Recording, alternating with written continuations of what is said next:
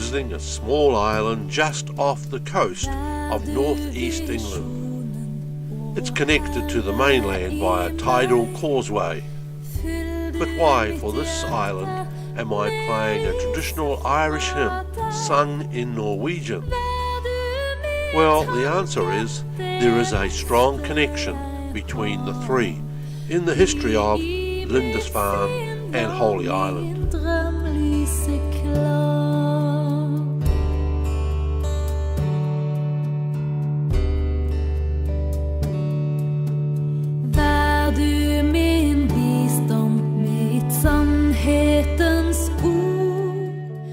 Holy Island is small, just 4 square kilometres in size, 4.8 kilometres in one direction and 2.4 kilometres in the other. And most visitors come to see just one small corner of this small island.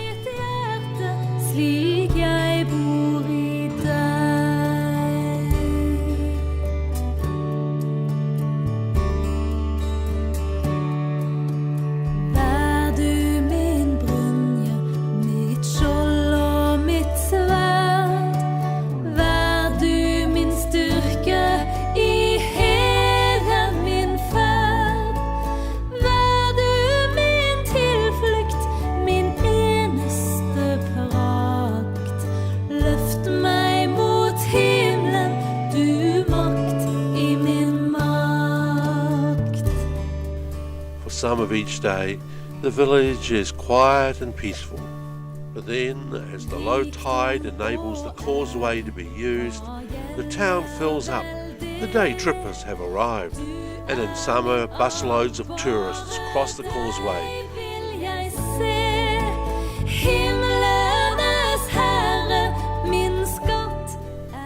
The tourists arrive for many reasons, but most will visit and enjoy the evidence of the long Christian history of Holy Island. In the early 7th century, King Oswald of Northumbria invited Irish monks who were living in the monastery on the Scottish island of Iona to send missionaries to convert the pagan English in his kingdom. Thus St. Aidan arrived and set up a monastery on the small island. Perhaps the island reminded him of Iona. St. Aidan set up the first known school in the area, where children were taught reading, writing and Latin, and of course Bible knowledge. And the monastery soon became the base for spreading the gospel throughout England. And it soon became known as a centre of Christian art and Christian knowledge.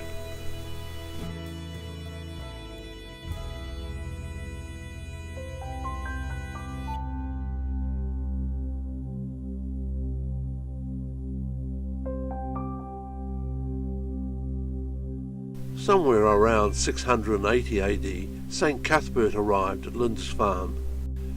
A devout and highly respected monk, Cuthbert was soon asked to become the bishop and abbot of Lindisfarne, which he reluctantly agreed to. During the decade that St. Cuthbert lived at Lindisfarne, he increasingly spent time as a hermit on offshore islands, such as this one. Lindisfarne was a centre of scholarship, and during the early 8th century, in the monastery's scriptorium, a single monk carefully wrote out the 4 Gospels of the New Testament. These still exist, and a facsimile is displayed on the island. The original copy is on display in the British Library in London, with its beautiful artwork throughout. It is one of the world's most celebrated illuminated books. It is a treasure in Christian history.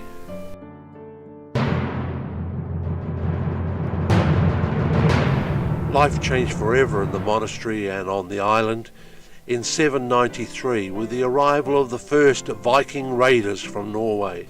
As a result of the raids, the monks took the coffin containing St. Cuthbert, and after a long journey of 7 years, the monks buried St. Cuthbert at the site of the present Durham Cathedral, where his grave still remains. In 1993, during the 1200th anniversary of the first Viking raids, a delegation came from the Norwegian church they brought with them a letter of reconciliation for the past events. And they gifted a head of King Olav, who was instrumental in bringing Christianity to Norway. And the king's head and a copy of the letter of reconciliation are displayed in the church.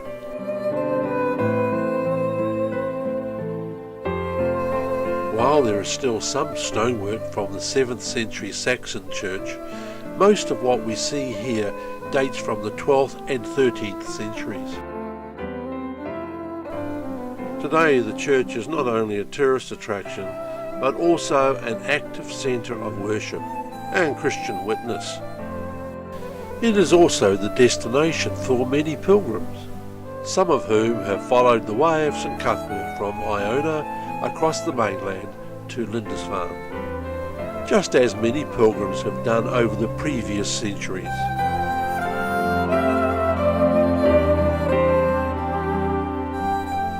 And this beautiful decorated altar carpet replicates a page from the Lindisfarne Gospels. During the 12th century, Benedictine monks came from Durham to re-establish a Christian presence on Holy Island. They constructed a magnificent new church between 1125 and 1150. The other monastery buildings were constructed during the following decades. And as we wander through the ruins of what must have been very inspiring buildings, it's almost possible to hear the distant sound of the monks. They gathered for prayers 5 times during the day and 3 times at night.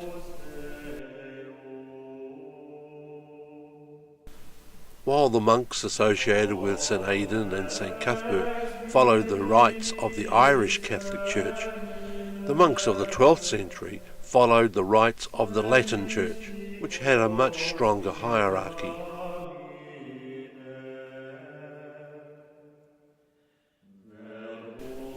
This path leads through the ruins of the old gate and barbican of the priory. Just imagine how many monks' feet walked through here in past centuries.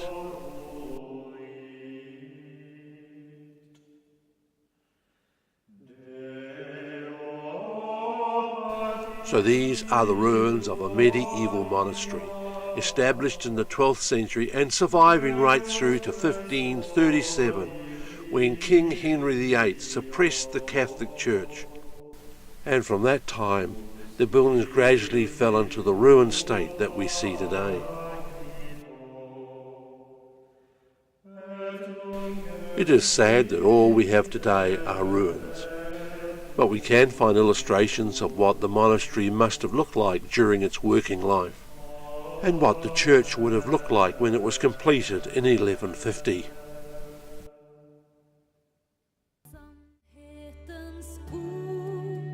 You can't visit Holy Island and Lindisfarne without seeing Lindisfarne Castle. It dominates the view from many different directions. In fact, it looks so photogenic to me I just had to keep on taking photo after photo after photo, especially around the harbour edge with its colourful old boats. The castle sits on a crag of volcanic rock. It was constructed during the 1550s and used stones from the monastery. At the turn of the 20th century, the castle was renovated and turned into an Edwardian-styled country home.